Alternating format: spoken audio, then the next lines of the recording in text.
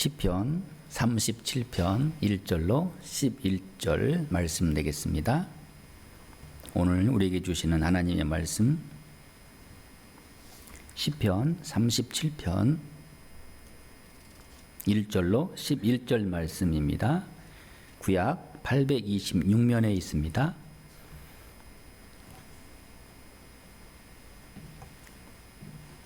이 말씀을 봉독할 때 오늘도 우리와 함께 하시는 하나님 아버지의 음성을 다 함께 들으실 수 있기를 바랍니다.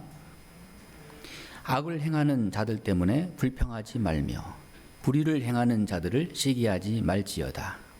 그들은 풀과 같이 속히 배임을 당할 것이며 푸른 채소같이 쇠잔할 것임이로다.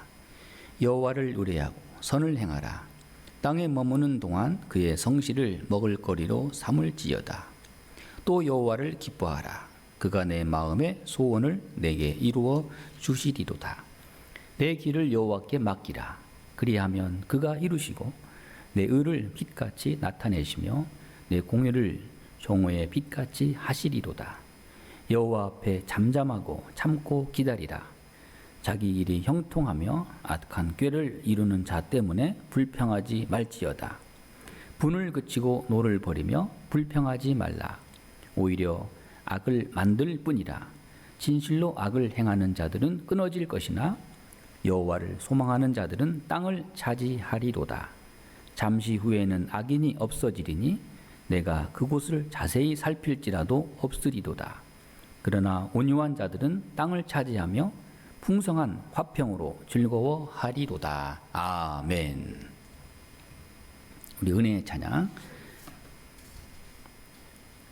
1-8장. 주님과 함께하는 이 고요한 시간 함께 찬양하겠습니다.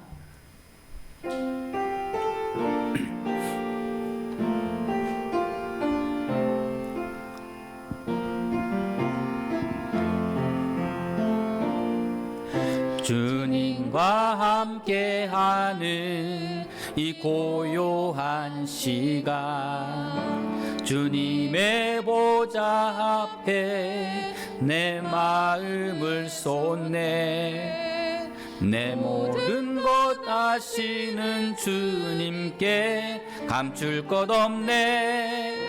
내 마음과 정성 다해 주 바라나이다. 온 마음 다해 사랑합니다. 온 마음 다해 주 알기 원하네. 내 모든 삶 당신 것이니 주만 섬기리. 온 마음 다해 나 염려하잖아도 내 쓸 것 아시니. 나 오직 주의 얼굴 구하게 하소서. 다 이해할 수 없을 때라도 감사하며 날마다 순종하며 주 따르오리라. 온 마음 다해 사랑합니다. 온 마음 다해 주 알기 원하네. 내 모든 삶 당신 것이니 주만 섬기리. 온 마음 다해.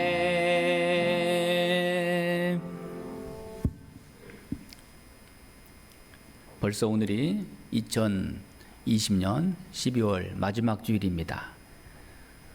주일 예배에 함께 하신 여러분을 주님의 이름으로 환영하며 축복합니다. 여러분, 우리 인간에게는 세 가지 싸움이 있다고 보고 있습니다. 첫째는 자연과의 싸움입니다. 많은 재난과 또 질병과 또 예기치 않은 홍수, 지진, 지구온난화, 열대야 이런 자연적 현상과 싸웁니다. 추위와 싸워야 하고 또 더위도 이겨내야 합니다.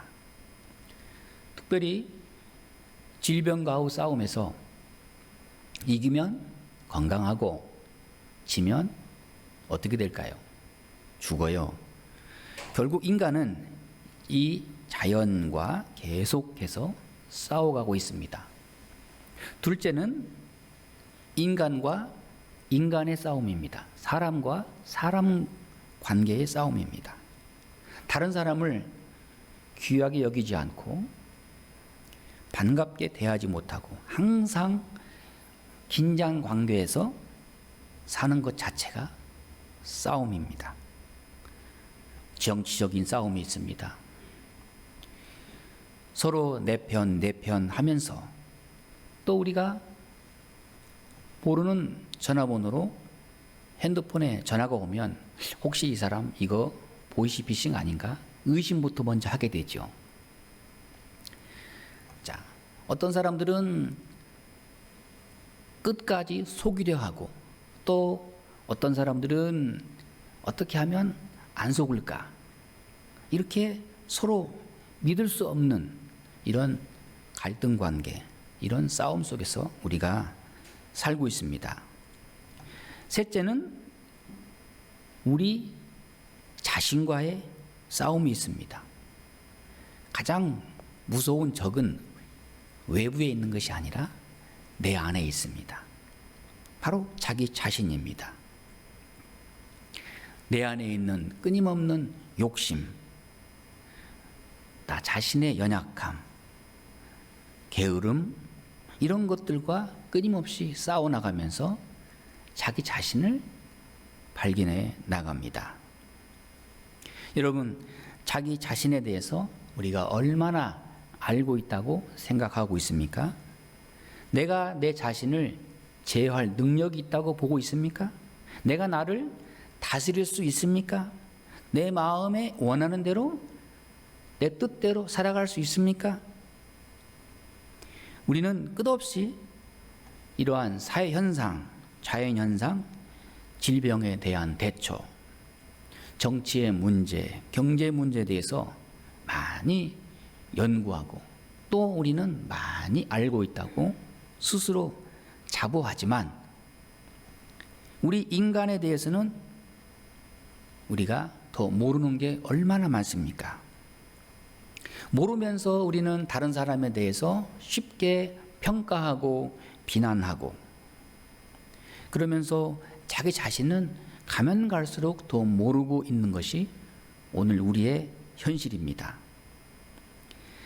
다른 사람을 끝없이 비판하고 원망하면서 나는 여전히 계속해서 피해자라고만 생각합니다. 그런데 한 번 더 깊이 생각해 보면 나 때문에 힘들어하는 사람들이 얼마나 많을까?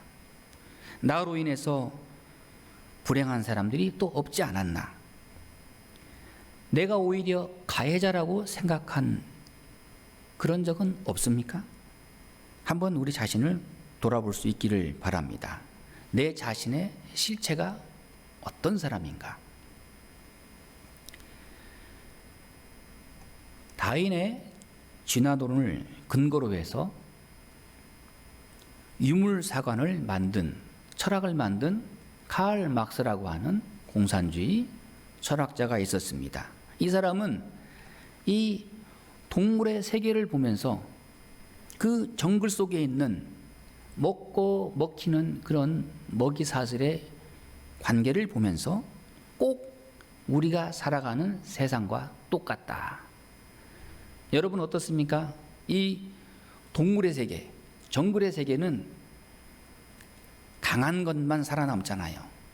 강한 것이 약한 것을 잡아먹고 또 약한 것은 더 약한 것을 잡아먹고 이러한 약육강식, 생존 경쟁, 적자 생존 이러한 세계관을 통해서 유물사관을 주장했습니다. 강한 것만 살아남는다. 강자가 이기는 세상이다. 그런데 오늘날 우리 현실을 보게 되면 자연도 그렇습니다. 오히려 강할수록 멸종 위기에 처해 있습니다. 강자가 이기는 세상이 아닙니다. 또 권력이 영원할 것 같은데 권력도 이기는 것이 아닙니다. 오히려 약자가 더 오래 지속되고 약자가 더 많이 숫자적으로 많은 것이 오늘의 우리의 현상입니다. 이것을 한마디로 정리하자면 온유한 자가 세상을 지배한다. 자, 오늘 성경은 우리에게 말씀합니다. 온유한 자가 땅을 차지한다.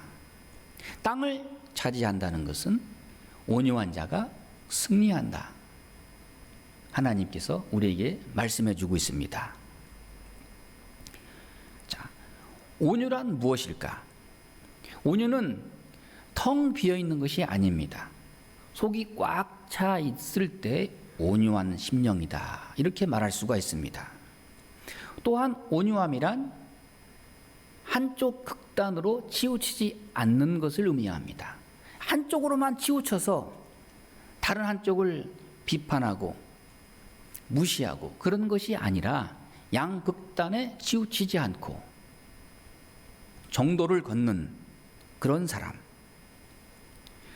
온유하면 절대 또한 비굴함이 아닙니다. 나약함도 아닙니다. 온유함은 프라이드, 자동차 이름 있죠? 이것은 자긍심입니다. 온유함은 자기 마음을 잘 다스려서 어떤 환경이나 어떤 상황에서도 넉넉하게 대처하는 행동을 말하는 것입니다. 또한 온유함은 항상 배우는 마음입니다. 늘 나는 부족하다. 다른 모든 사람들로부터 늘 듣고 배우는 사람, 이것을 온유함이다. 이렇게 말하는 것입니다. 그럼 오늘 말씀에서 온유한 사람이란 어떤 사람인가? 먼저는 5절 말씀을 보시면 내 길을 여호와께 맡기라. 누구에게 맡기라는 겁니까? 하나님께 맡기라. 내 모든 생각과 나의 계획과 나의 주관을 다 하나님께 맡겨라. 내가 삶의 주체가 되는 것이 아니고 하나님이 주인 되시는 세상에 나는 살고 있고 나는 섬기는 자로 오늘을 살아간다. 이렇게 고백하는 것입니다. 자, 어떤 순간순간마다 하나님을 먼저 생각합니다. 어떤 문제에 직면할 때 하나님을 먼저 의지합니다. 내 길을 여호와께 맡기라. 그 옛날 미국의 아브라함 링컨은 백악관의 한쪽을 기도실로 만들어서 어떤 중요한 결정 상황이 있을 때 먼저 결단하지 않고 기도실에 가서 먼저 기도하고 난 다음에 그리고 결정하고 일을 추진했습니다. 기도하면서 하나님께 모든 문제를 다 맡기고 하나님의 응답을 받은 다음에 그리고 나서 행동에 임했던 것입니다. 이와 같이 여호와께 맡긴다 하는 것은 기도한다는 뜻입니다. 어떤 순간에도 기도가 먼저입니다. 지금 당장 어떤 말을 해야 하고 어떤 행동을 해야 할 때에도 기도하고 난 다음에 결정하는 것입니다. 이것이 하나님께 맡기는 사람의 마음입니다. 여호와께 맡긴다. 그럴 때는 하나님께서 책임져 주십니다. 근데 우리는 항상 다 내가 결정하고 내가 책임을 지려고 하는데 그러면 가면 갈수록 그 책임에 대한 무게가 더 갈수록 무거워져서 끝내는 감당할 수 없는 것입니다. 하나님께 맡기면 하나님께서 책임져 주십니다. 그런데 반대로 내 고집대로 내 마음대로 하려고 하면 그 모든 책임을 다 내가 져야 합니다. 그러므로 고집이 센 사람은 항상 마음에 근심이 많고 걱정거리가 많습니다. 그러나 온유한 사람은 언제나 남에게 양보하고 내 뜻대로 안 되어도 그것을 잘 감당합니다. 여러분, 우리의 심령이 자유로워지려면 여호와께 맡겨야 됩니다. 살든지 죽든지 내 주여 뜻대로 하옵소서. 하나님 말씀대로 순종하고 하나님께 맡기면 하나님의 그 은혜 가운데서 무한한 자유와 평안을, 은혜를 우리가 누릴 수가 있는 것입니다. 온유한 사람은 어떤 사람인가?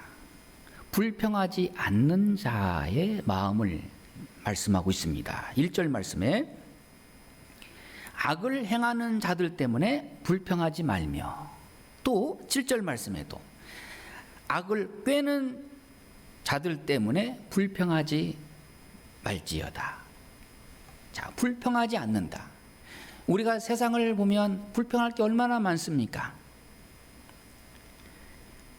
우리가 이 세상을 살아가는 삶의 마음과 태도와 자세 또한 중요합니다.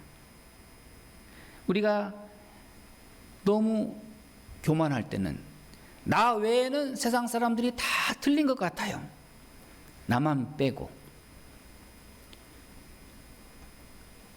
돌이켜보면 내가 제일 악한 사람이라는 것을 인정해야 됩니다. 자, 어떤 사람들 보면 다른 사람 버릇 고쳐주겠다고 거기에 그냥 너무 신경 예민해가지고 오히려 자기가 더 나빠지는 경우도 많이 있잖아요. 원수 갚겠다고 칼을 갈고 죽도록 일생 동안 원수 갚겠다고 칼을 갈다가 그 원수 갚으려고 하는 사람이 먼저 병들어 죽더라고요. 불평하지 말지어다. 그럼 우리 마음에 하나님께서 땅을 차지하는 은혜와 기쁨을 주십니다. 여러분, 운전할 때 세 가지를 절대로 하지 말아야 됩니다. 첫째는 졸음운전을 하지 말아야 됩니다. 저는 운전할 때 보니까 저 앞에 편말이 이렇게 써 있더라고요. 졸음운전, 번쩍 가는 순간 눈 뜨면 저승. 졸음운전하면 안 되지요. 몽롱한 채로 운전하다가는 큰 사고를 당할 수밖에 없습니다. 저도 운전을 많이 해보지만 그 어떤 것보다도 가장 힘든 게 졸음운전이더라고요. 자, 두 번째는 음주운전을 절대로 하지 말아야 됩니다. 음주운전, 자기 자신을 과신하다가 그만 다른 사람을 불행하게 만드는 이런 사람들이 얼마나 많습니까? 세 번째가 중요합니다. 보복운전을 하지 않아야 돼요. 지난번에도 전에 한번 운전을 하다가 회전교차로에서 서로 먼저 들어가면 이제 나가는 건데 좀 위험해서 빵 한번 눌렀더니 아이고 빵 한번 눌렀다고 클락션 한번 눌렀다고 나를 끝까지 쫓아오는 거예요. 그리고 나서 뭐 때문에 나를 그렇게 괴롭히냐고, 왜 쫓아오냐고 물었더니 왜 빵 눌렀냐고 그러더라고요. 아니 빵이야 한번 누를 수 있고 서로 소심해서 가자는 신호이지 그거를 그렇게 나쁘게 받아들이냐고. 그 외에도 이 보복운전이 얼마나 많은지 몰라요. 양보해줘야지 길 안 비켜준다고 끝까지 사람을 괴롭히는 이런 아주 나쁜 사람들이 많습니다. 자, 이럴 때 운전 잘하는 비결은 간단합니다. 그냥 온유한 마음으로 가는 거예요. 그러거나 말거나 나는 내 길을 간다. 자, 한 사람 때문에 괴로워하지도 말고 슬퍼하지도 말고 비판하지도 말고 불평하지도 말라. 왜냐하면 하나님께서 심판하신다. 하나님께서 곧 손을 대신다. 이제 곧 무너질 테고 곧 사라질 것이다.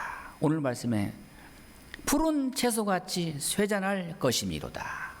그 싱싱한 그 채소, 배추 같은 것들, 파릇파릇한 그 채소 같은 거 절여가지고 담가 놓으면 어떻게 돼요? 완전히 그냥 숨이 푹 죽어가지고 나중에 보면 없어집니다. 악한 사람, 눈에 거슬리는 사람, 원망과 불평할 것 없다. 곧 사라질 것이다. 잠잠하고 기다리면 곧 사라진다. 이것이 하나님의 말씀입니다. 또한 온유한 사람은 어떤 사람인가? 오늘 말씀에 7절 말씀에 여호와 앞에 잠잠하고 참고 기다리라. 기다리는 마음이 바로 온유함입니다. 하나님의 심판을 기다리는 마음, 하나님의 축복을 기다리는 마음, 하나님 앞에서 참고 기다리는 마음, 하나님의 뜻을 기다리는 마음. 여기에 무슨 뜻이 있겠지? 금년 안에 얼마나 어려운 우리가 1년을 보내고 있습니까? 그럴 때마다 저는 항상 기도할 때 하나님 여기에 무슨 뜻이 있겠지요? 하나님의 뜻을 발견하게 하여 주옵소서. 이렇게 기도할 수 있기를 바랍니다. 히브리서 12장 말씀에 우리의 마음을 뜨겁게 하는 말씀이 있습니다. 3절 말씀에 예수께서 십자가를 참으셨습니다. 이 모든 것을 기다리셨습니다. 히브리서 저자는 십자가의 그 사건을 인내로 보았습니다. 하나님을 바라보고 하나님의 뜻을 바라보면서 십자가를 바라보면서 참으셨습니다. 성탄절을 맞이해서 꼭 하는 영화가 하나 있더라고요. 유다 벤허. 저는 그 마지막 장면이 가장 기억에 남습니다. 정말 그 마지막 그 대사 한마디 하고는 영화가 딱 끝나요. 여러분은 기억하실지 모르겠습니다. 유다가 이렇게 고백합니다. 예수께서 십자가상에서 아버지여 저들을 용서하옵소서, 저들의 죄를 용서하옵소서. 그럴 그 말씀이 내 귀에 들려올 때 내 손에 검이 떠나가는 것을 내가 느꼈노라. 얼마나 멋있는 대사입니까? 십자가에 못 박히신 예수 그리스도, 빌라도에 의해서 그 억울한 재판, 가야바의 고소, 가룟 유다의 배신, 많은 군중들의 그 함성 소리, 이 모든 상황으로 볼 때 원망이 나올 수밖에 없잖아요. 그럼에도 불구하고 우리 예수님은 십자가를 참으사 하나님의 뜻을 기다리시면서 하나님께 모든 것을 맡기셨습니다. 아버지여 저들의 죄를 사하소서. 이 얼마나 놀라운 신앙 고백입니까? 가장 위대한 능력의 표현의 말씀입니다. 이것이야말로 진정한 완벽한 온유함의 극치를 우리에게 말씀해 주고 있는 것입니다. 민수기 12장 3절에 보면 하나님께서 한 사람, 온유한 사람을 칭찬하십니다. 이 사람 모세는 온유함이 지면의 모든 사람보다 더하더라. 그 많은 사람들 중에서 하나님은 모세 한 사람을 가장 온유한 사람이다. 높이 칭찬하셨습니다. 모세는 어떤 사람입니까? 그의 일생을 가만히 들여다보면 그렇게 온유한 사람이 아니에요. 맨손으로 애굽 사람을 때려 죽였습니다. 그만큼 혈기왕성한 사람이었습니다.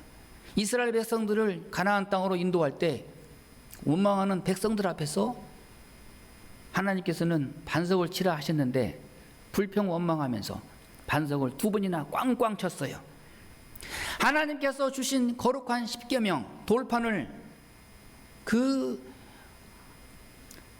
금송아지를 섬기는 이스라엘 백성들을 보면서 그만 혈기를 참지 못하고 두 손에 들고 있는 하나님께서 주신 돌판을 내던졌습니다. 그럼에도 불구하고 하나님은 모세를 지면에서 가장 온유한 사람이다. 왜 그럴까요? 성경에 보면은 민수기에 보면은 모세가 말년에 이집트 여자, 애굽 여인을 또 자기 아내로 맞이합니다. 그럴 때 그 누이되는 미리암이 모세를 얼마나 비난하는지 몰라요. 그런데 그때 모세는 유구무원입니다. 침묵합니다. 아무 말이 없습니다. 꾹 참았습니다. 하나님께서는 그것을 보시고 모세는 온유한 사람이다. 그 어떤 비방과 어떤 상황 속에서도 누구도 비난하지 않고 조용히 참고 인내한 모세를 하나님께서는 높이 칭찬하셨습니다. 여러분, 우리는 온유를 일생 동안 배워나갈 수 있기를 바랍니다. 잠언 15장 말씀에 유순한 사람은 노를 쉬게 하느니라. 자, 여러분, 인간관계 사람들하고 대면하면서 내 앞에서 자꾸만 흥분하고 나를 불쾌하게 했다면 그 상대방을 비난할 것이 아니라 그 원인이 내게 있다고 한번쯤은 우리가 생각해 볼 수 있기를 바랍니다. 무엇 때문에? 내가 온유하지 못했기 때문에 저 사람이 나 때문에 힘들어하는구나.